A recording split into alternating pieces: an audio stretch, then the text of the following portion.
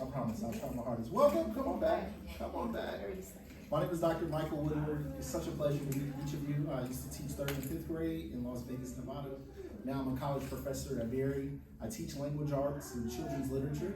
I'm an author as well. I've written over 33 books that are curriculums, bedtime stories, books devoted towards our emergent readers, pre-K and up, written novels, just bilingual adaptations to books as well to break cultural barriers. I'm trying to work on a Creole book. That's the next one I'm trying. I'm just looking for that scholar to help me. I'm really into inclusion. Teaching in Las Vegas is a very transient community. A lot of kids from Mexico, a lot of kids from south of the border.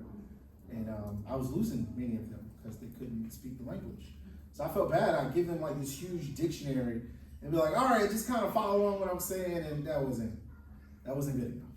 So I wanted to figure out, like, all right, well, how can I fill the spaces of multicultural literature? So that's what brings us to this conversation. My dissertation really focused on book banning, reading, literacy, cognition. My PhD is in education in specialty in reading, just because growing up, I'd never seen anyone who looked like me, who really pushed upon the importance of reading, education as well. I'm from the city of Miami, Alapata, so we try to inspire who we can, and I travel the country, I go to different schools, do different professional developments, read in many classes, reading pep rallies. It is a privilege to do this work, but it's always a privilege to stand by you all. The same is with my classroom. When I taught 3rd and 5th grade, I believe learning is a two-way street. We learn from one another.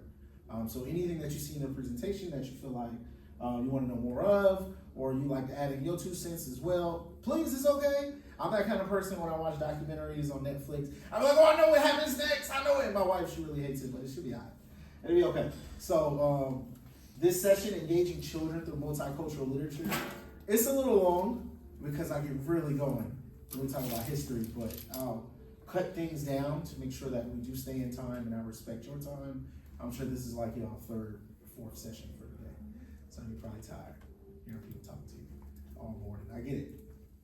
One of the first things I love doing, this is in me. Hey there, welcome. Good morning. Good morning. Oh, come on.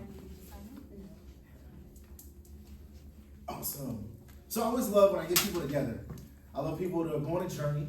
You'll see if you check out any of my videos or authors' visits, I love getting children to be mindful and cognizant of the journey that we entail. When I meet with adults, I want to focus on the journey, but I love to kind of ground us in where we came from in our pasts.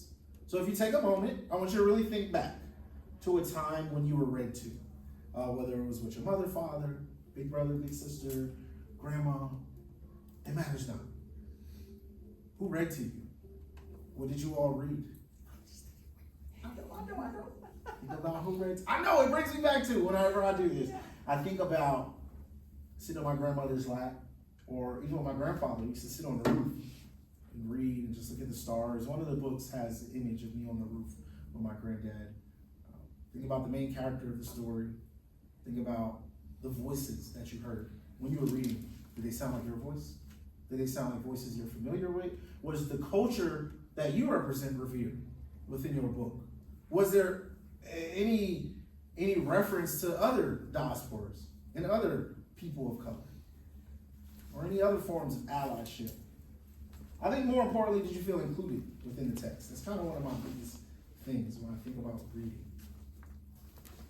Well, this school in particular, Robert Coleman in Washington, D.C., instead of suspending their little black and brown boys and girls, they have this mindfulness room that's created to center their thoughts, to have greater control over their reactions, their attitudes, their responses. And as such, their suspension rates have gone down. So they do things like this, and they have these kind of conversations with children who may have made a misstep within their life or within that day.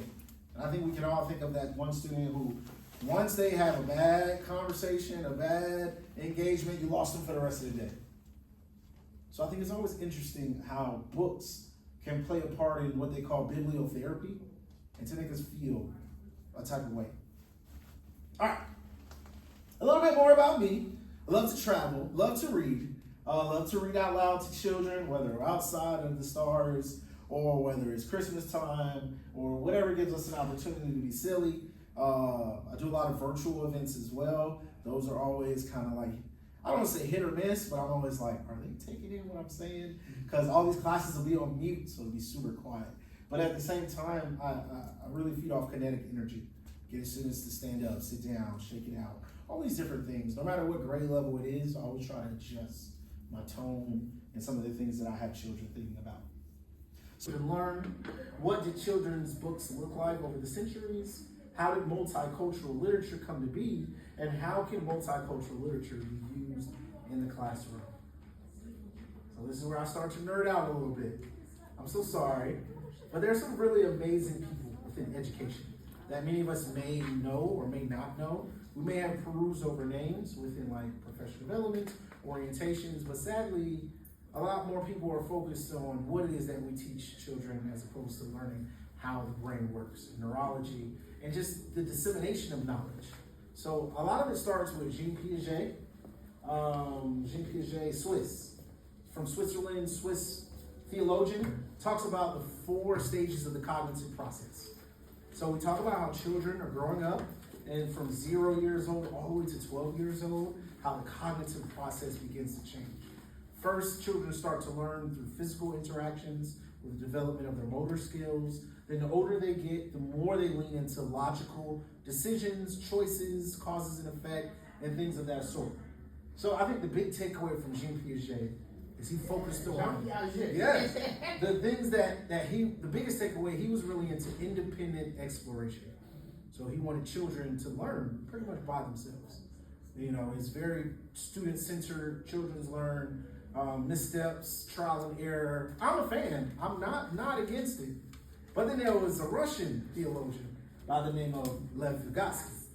And Vygotsky talked a lot about sociolinguistics, social interaction with a child, to focus more on the teacher and the parent, and thus creating a scholar as opposed to the individual exploration.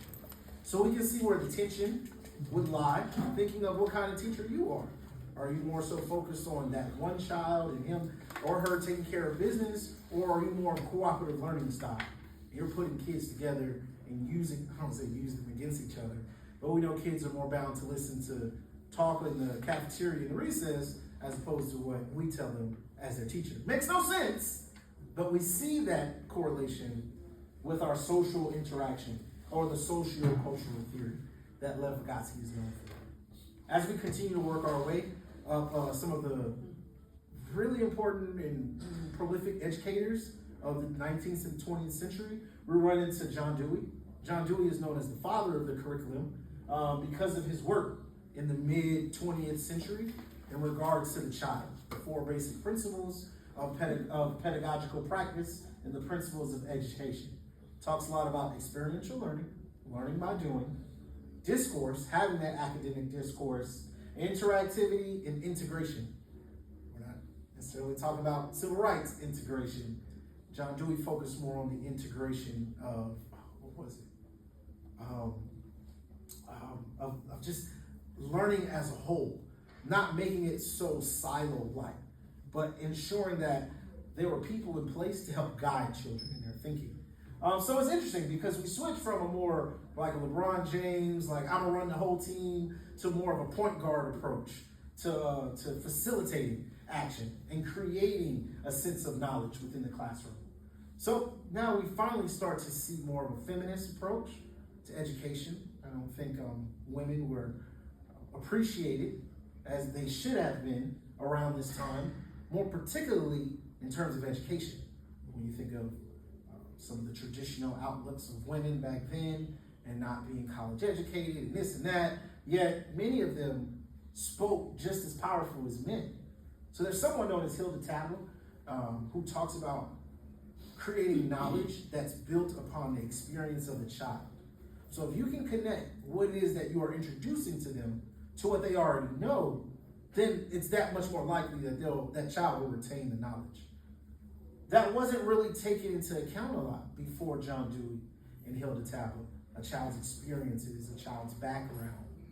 As we inch closer to modern day society, we start to meet Gloria Ladson Billings. Now, forgive me, my dates. No, my dates are right. It's the next slide. Sorry about Gloria Ladson-Billings is amazing. She's the mother of culturally relevant pedagogy.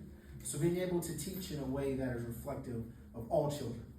Not just one child from one zip code, but any and every child who takes up space within your academic community. How are you bringing in their culture, their experience? How are you teaching them things that may be closely connected to what they already know? Yeah.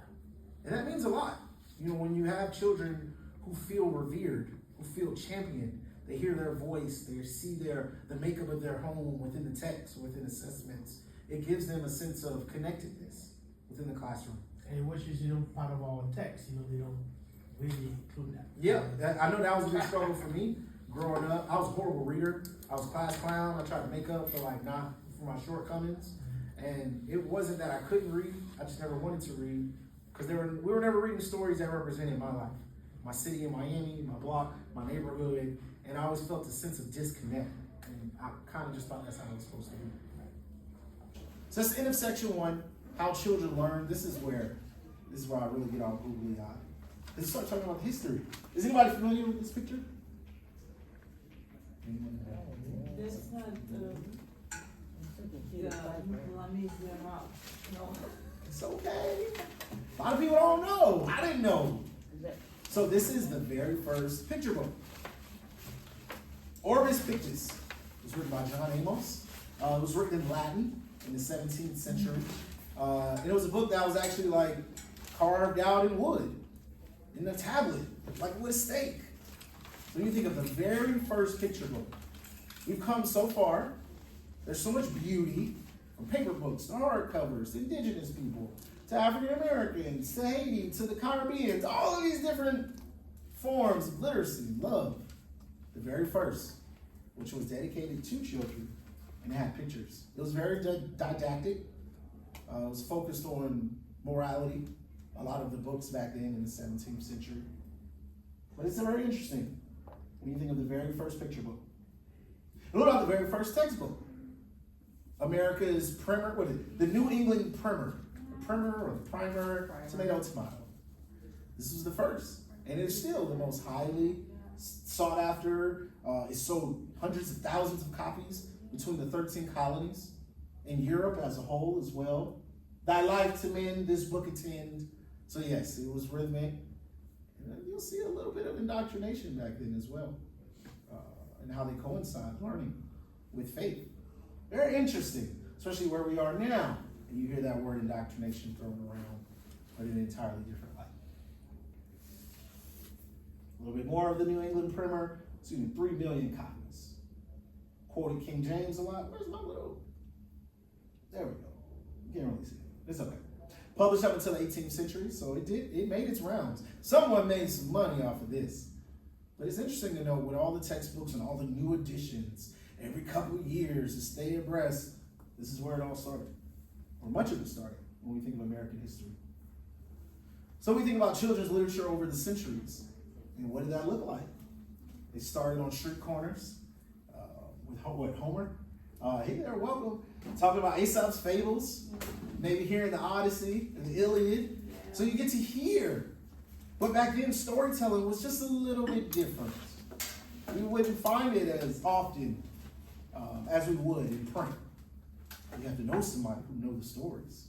But you know how storytelling evolved, and we soon get to the Canterbury Tales, and that's when you start the love and hip hop back in the day. Yeah. Gossip. But it did what it was intended to do, to entertain, to get people reading, to get people talking. The Horn Book, something we saw a lot in the 15th century. The Horn Book, I would say, is more of the predecessor to the New England primer. This is what the church used. This is what different teaching organizations use to teach children. The alphabet, or numbers, psalms as well. So, the Horn Book was a big sign. It was like a paddle. The pamphlet? It was not even. It was a paddle. There was a piece of paper stuck to a piece of wood, and they would use the material that came off of cows' hooves. So there's some kind of glue or some type of laminate that they would use to paste the paper to the paddle. And they would use that paddle to teach children the alphabet, to teach them a little bit more of faith, a little bit more of the Psalms and instruction. Why do you think it was put on a paddle? Or why do you think it was used in such a way to preserve the paper? Any ideas? Well, you certainly wouldn't want to make a mistake. That could be one. Yeah, but they couldn't make that many copies. That's true. Because look what's next door. The printing press. So they used to use the horn book over and over and over again. And generations passed. And this is how they taught. This is how they taught children how to read. And many of the phonological awareness things that come into play when we think of teaching reading. But this was the game changer. The printing press by Johannes Gutenberg towards the mid-15th century, which changed print as we know it. This was our Xerox copier back in the day. You know, back then, they used to make children, and of course, scribes and adults, to copy these books. There's another presentation where I break down literature as a whole, and we start talking about Library of Alexandria. And the Library of Alexandria was the greatest library that we've ever seen, that many of us have never seen. And how they used to grow their library is they pillaged, I won't say pillage, but ships that came into the Mediterranean, they would search the ship, not so much as for drugs and nefarious things, but for knowledge. And they copy the book. And they give whoever they got that book, they give them the copy version, and the Library of Alexandria would keep the original. So, kind of took us down a rabbit hole there. But when we think of the importance of the printing press, it assisted the King James Bible to spread like wildfire. So now we're teaching this sense of faith from a perspective that has been copied over and over again. And if that's all you have is that one good book, then that's what you have to go into your sense of belief. So very interesting how we see literature grow over the centuries. These little chapbooks, little pocket books that the poor were able to use to read, afford. These books that cost like a dime, they cost like a nickel. But you have people like the clergy, and you have the wealthy, who were not a fan of it at all. Because why? Now we're giving knowledge to the poor, to people who can't afford to dress how intelligent people dress, or to take on the jobs that the intelligent people take on. Now people are starting to question themselves and the importance of education and where it can take them. So we started seeing chapbooks, and from chapbooks, we got to Orbis Pictus. From Orbis Pictus, we got to a little pretty pocket book, which is, I don't want to say written, but it was published by John Newbery. Name sound familiar? John Newbery has the most prestigious book award, the Newbery Award, the Newbery Medal. He was the first publisher, children's house publisher that we've seen. However, all of his books, majority of his books that he published were stories that were already told. Stories that were found in chapbooks. James and the Giant Slayer, Mother Goose, The Old Lady in the Shoe. These are stories that were told by people such as the Grimm brothers, who just didn't publish it themselves. That's how Newbery came to be. So when you think, because you'll never not be an educator and not see a Newbery Award, at least hear his voice or hear his name somewhere. So to know where it started and kind of where the roots came from sparks a little bit of interest. We talked about the primer or the primer. Don't bite my head up. Now we start to kind of inch our way into the Victorian era, which was a very nasty era. No. Ah! I took a Victorian poetry class. I fell in love with it. Oh, there's some beauty. There's some art, but when we think of infant mortality rates, and when we think of true. But art is something else. when we think of how do we say the bubonic plague, and we think of how we developed many of our hygienic practices during the Victorian era, because people were dying. They was dying from asbestos, the wallpaper, but there was a lot of beauty. The way that people dressed. I don't say the way that people smelled, but people try to cover up how they smell. The beginning of toilet paper. We get into toilet paper, sanitation, sewage systems as well. We start to see, we saw that play on Roman bathhouses. From the rock bottom, you can only go up, right? But imagine being one of the last to take a bath in the pool, in the bath water. Oh, don't want to take us down that road. Anyways, so there was no TV. I don't think there were radios back there. when we get into the 18th and 18th century and on beyond. But we started to see literature take off, which was beautiful. Some of the books that will continue to be made into movies, that we'll continue to spend our money on, but it's the same story we've seen 3-4 times. I don't know if that's the new Disney thing to get our money, but it's working, isn't it? Live version. I don't know the live version, the prequel. I did love some Maleficent. Now I see the story Snow White before. That was pretty good. That was good. So it's interesting to see how many of these books came about, to see some of the vintage covers, to see how entertainment was taking off in ways that we had really yet to see before. However, there's a stark line in the sand between who can read and who can't during this time. Beyond the Victorian era, is there anything else that we can acknowledge that took place during this time? They didn't look like me. I mean, a lot of the books I produced did not look like me. Slavery, colonialism, you see this take off. 17th, 18th century, I mean, it's been going on since the 1600s. And before then, but the Atlantic slave trade, when we start to think about what life was like in the 13 colonies in comparison to the books that were in arm's reach. Because last time I checked, it was prohibited against the law for many people in America to read back then, slaves in particular. So not only to be caught one of these books, but to be caught learning how to read a book would be an entirely different story. During the mid-20th century, we start to see a change in politics. We start to see a change in civil rights, protests, a lot of action, so I've heard, took place in the 50s and 60s. A lot of progression. And with these, I don't say revolts, but with these outcries for injustice, we started to see a bit of a change, even within legislation. The Library Act of Congress, the Library Service Act, which gave millions of dollars to libraries across this country, which assisted in greater publications, a greater depth of knowledge in literary works, fiction literature.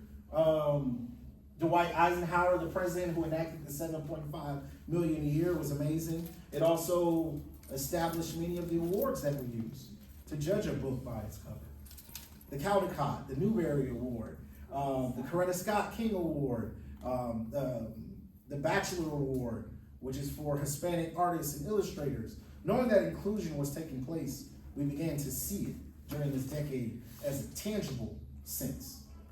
We also start to see literature that comes out that is reflective of many of the minorities that are present. Books that are written by people of color start to win awards. They start to have a seat at the table. Amazing! We have one of the very first books that are grounded in the portrayal of an African-American boy, win a medal, which is amazing. Did you find out who wrote the book? Anybody know who wrote the book? Which one? Snowy Day, the middle one. Ezra Jack Keats, I took it down. But it's a picture of a white man. Probably amazing. Wrote a beautiful book. But back then, it was interesting to note that even though we would create things, at times it would take someone else to tell the story that we're currently living for it to be acknowledged, which is wild. I would love to continue to dig into how the Snowy Day came to be, but it is one of the most identifiable books within the African American diaspora. So very interesting. I think what's scary in terms of all three of these books in some form or another has found their way on censorship and book banning lists. Wild. Award-winning books. I think I'll talk a little bit more about that in the next section. Got about 10, 15 minutes. Oh, I feel like I'm just kind of running through this. I'm sorry. Okay. Anybody want to ask me any questions? All right, cool. So we talked a little bit about the history. I cut out a lot. It's okay. But I always love to talk a little bit about the concept of childhood. Now to connect the dots to multicultural literature. I know many of you may be sitting like, oh, I'm a high school teacher. I'm an elementary teacher. So we're doing two different things. But at the same time, if we're holding our children, our students accountable, we're taking the time to get to know them, to bring in their life experiences, then we're already impacting multicultural literature. We learned from several of the theorists that I'll talk about in a moment, how multicultural literature heightens respect for all individuals, no matter what culture, what identity it is that they bring into the classroom. It's always nice to get a sense of the story that I'm living and the story that I have yet to even get to know about, or ways that we can phenomenally impact our children. I want to read to you Now, I talked a little bit about the 19th century and the 20th century theorists. We talked about Piaget, we talked about Vygotsky, but now let's go a little bit deeper into multicultural literature, culturally responsive teaching, culturally relevant teaching. You'll see these, and these three theorists and beyond, these three are just one of the top ones. They're all still alive, they're all still pushing. Geneva Gay, yeah, that date is off, because she's not that old now. She's still around here giving lectures and giving talks. But it is interesting to know how each of these three operate in their own way, but are walking along the same path. She has a book from 2012, like, She Came Beyond the Grave. Which one? Geneva, she's still alive. Yeah. That date is off. Those dates are up. Yeah, that date is He's definitely off. 1859. And Tyrone's as well. Yeah. Because these people are still alive. Right. They're still writing articles. They're still, not so much as, well, yeah, I mean, I think it's inspiration to begin with, but filling in the gaps and really connecting between society and some of the norms that we may leave out of our pedagogical practice. Maybe not each of us in this room, but teachers who come to the table without taking the time to kind of look through these windows and these sliding glass doors. So the University of Wisconsin has a cooperative book center. This is a part of the university that has been taking in data since 1985 that counts each and every children's book that is published. So they've been keeping a record very similar to the American Library Association. And the sad thing about it is they speak about children of color representing less than 15% of books that are published and have never crossing this line of 15% since the 85, since they started counting. In 1985, of the 2,500 children's books published, only 18 were the work of African Americans. So it goes into a breakdown between our Asian American Pacific Island diaspora, the Latin diaspora, African American, and sadly, there are numbers that show that there are books written about dinosaurs and animals that surpass books written about many of our students' very own cultures. And it's as though it's the norm. I'm a big visual. I feel like words can be clouded sometimes. So I like to show people the vast difference. All the way back from 1985 to 2017. We still see a steady production of children's books. However, we don't see diversity and equity play out. Little to at all, if any. Question. Yes, ma'am. So this is all like, I'm wondering, are they doing like big publishers books, or are they counting individual authors who just self-publish? So what now, it's interesting you bring that up, because we have arrived to this point in time where you no longer need a big publisher to take your thoughts and bring them into an account. There was a point in time where people were sending their manuscripts off left and right, waiting months, years, rejections, left and right. When we think of Chicken Noodle Soup for the Soul or 409, you know, these things constantly like sent back. So I'm curious as well, because notice the numbers stopped in 2017. And I've reached out to this the book center, like, hey, can I send y'all some of my books as an independently published author? And they welcome them. But I'm curious to take that to the next step and say, like, okay, so when we think about the publishing houses as a whole, Random House, Penguin, HarperCollins, is it taking into account what's produced on Amazon or Ingram Spark? So I don't think, because it would be too many. It would be too vast. Like, there are some people who create books and don't promote them. Or I mean people who like have these ideas in their minds and they won't even, and I'd be like, girl, push it out. Well, I don't really know where to start. I give you the keys. Well, I don't want to enroll in your class. You ain't got to enroll. I'm one of those people like, yo, I've already done the hard part. If you are looking to leave a mark or some sense of legacy within your classroom and beyond, then I'm always going to push for a good book. Because it's going to be a day when Wi-Fi doesn't work, Bluetooth won't work. Now I'm listening to my music. You know, so different things in terms of just creating something long lasting. But when you don't have things at all that populate. Beautiful interview, just don't have time to show you, is from Dr. Rudine Bishop. She talks about books being windows, mirrors, and sliding glass doors. Having the opportunity to look outside and see someone else's culture, to learn more about yours, to spark conversation, are things that many teachers kind of bypass. They just push upon one-dimensional approach to literature and education. So this is just a snapshot of much of the censorship and book banning attempts that have played a part. This was gathered from PEN America, which is a nonprofit organization that has been counting books, keeping records. This was in 2022. ALA, American Library Association, reported their highest number of reported censorship and book ban attempts. I want to say in 2022. That was during the height of COVID, when people were like storming all of the town hall meetings, the school board, and people. And we were to this point where if one person felt some type of way about one piece of literature, they seemingly had the power to strip it from the entire county. And we're seeing this. We're seeing this in Florida, in Texas, in Tennessee, in Kentucky. A lot of these places where conservative values seemingly have the final say. So many of these books that have won awards, many of the books that I've shown you, are on the censorship banning, book banning attempt list. There's one that stands out in particular with Anti-Race Baby by Dr. Ibram Kendi. There's a Penguin book. What is it called? Two to Tango, something about tango. And it tells a story about a true story of a homogeneous, of a couple. These are penguins in the San Diego Zoo that ended up having a child. I don't know how they had the child.